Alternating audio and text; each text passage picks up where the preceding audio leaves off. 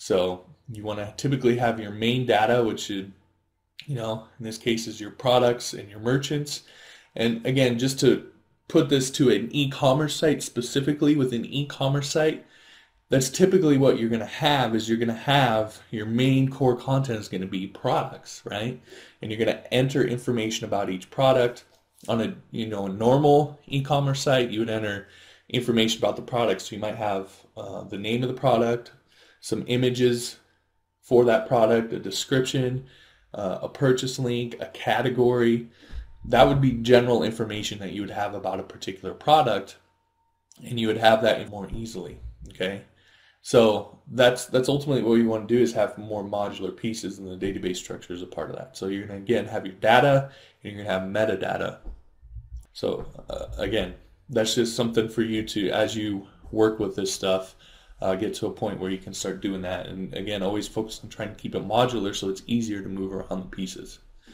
All right, so that's the database structure.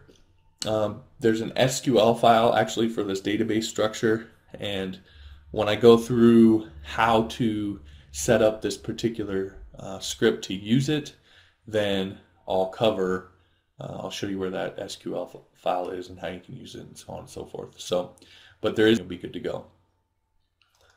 So the next thing that I want to do is I want to take a look at now the file structure.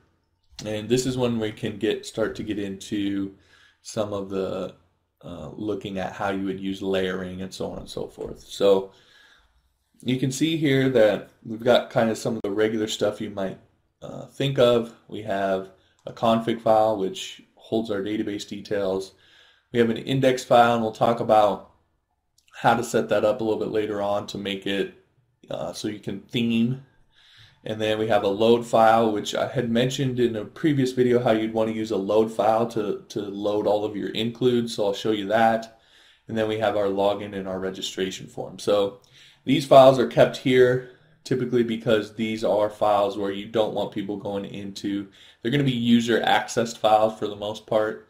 So you don't want people having to go into a folder, for example, to set up their configuration information or to visit the login or the registration pages. You want those to be at, if you're installing this at the root of your site, you want those to be, myecommercesite.com/login/register or /index.